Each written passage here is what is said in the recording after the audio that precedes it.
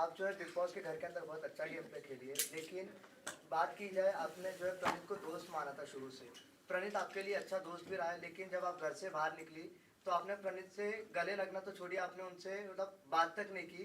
तो क्या आपकी और प्रणीत के रिश्ते जो दोस्ती थी वो सिर्फ घर के अंदर एक ढोंग था या क्या कुछ करना चाहेंगे आप? पहले इस सवाल पे एक रिएक्शन देने दो।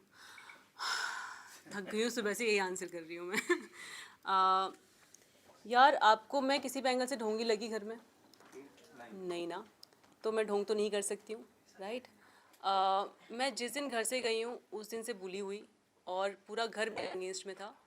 मतलब मैं 2 महीने टॉर्चर होके आई हूँ लिटरली। और मैंने ना, लोग मेरे पीठ पीछे बुराइयाँ कर रहे हैं, मेरे खुद के दोस्त कर रहे हैं, पर मैंने उसको कभी विक्टिम कार्ड की तरह नहीं खेला।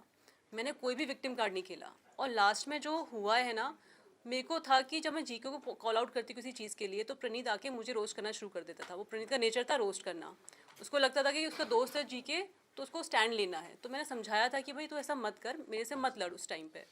दूसरा, आपने जो एक सीन देखा होगा जब वो मस्ती मजाक में लात मार रहा है, चैनल का एक वो होता है कि कुछ चीज़ें नहीं दिखा सकते हैं, शो के फॉर्मेट होता है। तो मेरे को वो लात ना मेरी बैक पे लगी है और बहुत ज़ोर से लगी है। मैंने वहाँ पे भी ना वो इशू क्रिएट नहीं किया था। वो तो आप मेरे को इतनी बार पूछ रहे हो, मैं थक गई हूँ समझा समझा के कि मैं गुस्से में क्यों निकली हूँ और प्रणीत क्यों रो रहा है। मतलब अगर उसकी गलती नहीं होती वो रोता भी नहीं, ठीक है, वो सॉरी भी नहीं बोलता। बेवकूफ़ इंसान थोड़ी है वो, ना मैं हूँ ना वो है। हमारी अच्छी दोस्ती थी घर में और समझदार इंसान लगा था मुझे।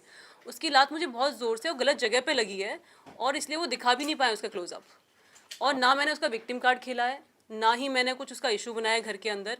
अभी बोलना पड़ रहा है कि एक्चुअली क्या हुआ था, क्योंकि आप लोग बार बार पूछ रहे हो, आप लोग मुझे नेगेटिव दिखा रहे हो और मैं तंग आ गई हूँ इस चीज़ से। आप ये सोचो ना, एक लड़की, 2 महीने गालियाँ खाई हैं उस लड़की ने सब लोगों की।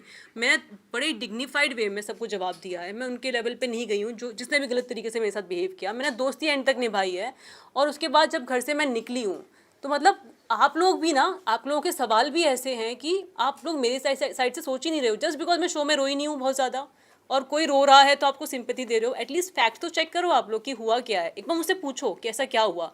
आपने स्टेटमेंट कैसे दे दिया? और आप सबके सब ऐसा कर रहे हो जो मेरे से पूछ रहे हैं कि मेरी इमोशंस को आप भी नेगलेक्ट कर रहे हो जस्ट बिकॉज मैं रोई नहीं हूँ। माना कि बिग बॉस एक शो है, कंटेंट ड्रिवन शो है, पर वहाँ पे भी उनको समझ आता है कि आपको रोना पड़ेगा सिंपैथी के लिए। जस्ट बिकॉज मैं रोई नहीं हूँ सिंपैथी के लिए, मैं एक स्ट्रॉन्ग लड़की दिखी हूँ।